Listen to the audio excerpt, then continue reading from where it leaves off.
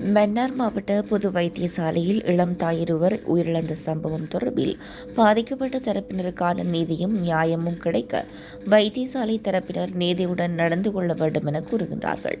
அவர்கள் கூறுகின்ற வார்த்தை உண்மையாக இருந்தால் அவ்வாறு நடந்து கொள்ள வேண்டும் என மன்னார் மாவட்ட பொது அமைப்புகளின் ஒன்றிய தலைவர் V.S. சிவகரன் தெரிவித்துள்ளார். மன்னாரில் செவ்வாய்க்கிழமை மாலை ஊடக சந்திப்பு இடம்பெற்றது.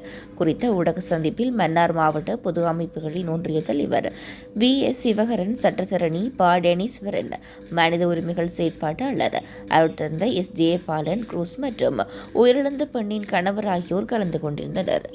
சில நபர்கள் குற்றவாளிகளாக அல்லது குற்றம் சாட்டப்படக்கூடியவர்களாக சம்பவத்தினத்து அன்று கடமையில் இருந்தவர்கள் அசட்டையீனமாக நடந்து கொண்டிருக்கிறார்கள் என சிலரை அடையாளமிட்டிருக்கிறார்கள். அவர்களுக்கு நடவடிக்கை எடுக்கப்பட வேண்டும் என இருவேறு தரப்பாக வைத்தியர்களுக்கு மத்திய சுகாதார அமைச்சுக்கும் ஏனையவர்களுக்கு மாகாண சுகாதார அமைச்சுக்கும் வைத்தியசாலை தரப்பாலும் ஏனைய விசாரணை தரப்பாலும் பரிந்துரைக்கப்பட்டிருக்கிறது. ஆகவே இந்த பரிந்துரைக்கப்பட்டவர்கள் மீது விரைவாக நடவடிக்கை எடுக்கப்பட வேண்டும் என நாங்கள் வலியுறுத்துகிறோம். ஏனெனில் பாதிக்கப்பட்டவருக்கு நியாயம் கிடைக்க வேண்டும். ஒரு மிகப்பெரிய பாரதூரமான நோய்வாய்ப்பட்டு அவர் வைத்தியசாலைக்கு வந்திருக்கவில்லை. ஆகவே அந்த சாதாரண ஒரு விடயத்தை கூட அவர்களினுடைய கவனையினமான செயல்பாடு ஒரு மரணத்தில் கொண்டு வந்து விட்டுவிட்டது. 15 நாளுக்கு உட்பட்ட பிறந்த பிள்ளையினுடைய தாய் இறந்து போவது என்பது அந்த பிள்ளையினுடைய எதிர்கால கேள்விக்குட்படுத்தப்படுகிறது.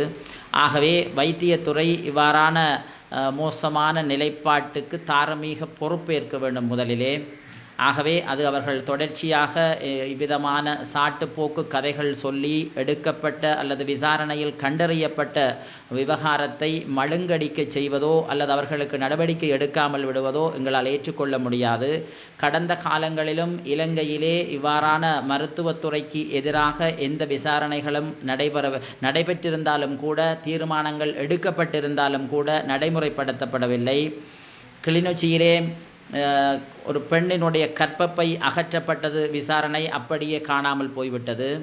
யாழ்ப்பாணத்திலே ஒரு சிறுமியினுடைய கை அகற்றப்பட்ட விவகாரமும் பேசுபொருளற்ற நிலையிலே தற்பொழுது போய்விட்டது. வவுனியா விவகாரமும் காணாமல் போய்விட்டது.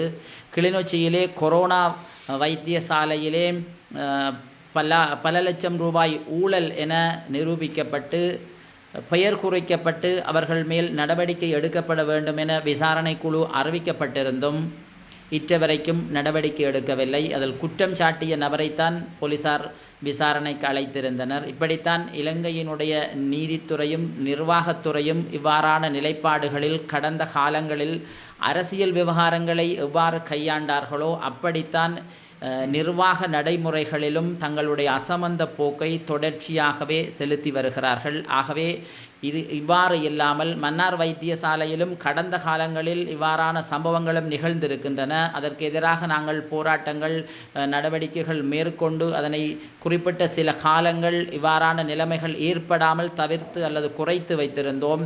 இவர்களுடைய கவனயீனமான செயற்பாடுகள் இந்த நிலைக்கு கொண்டு வந்து விட்டுவிட்டது.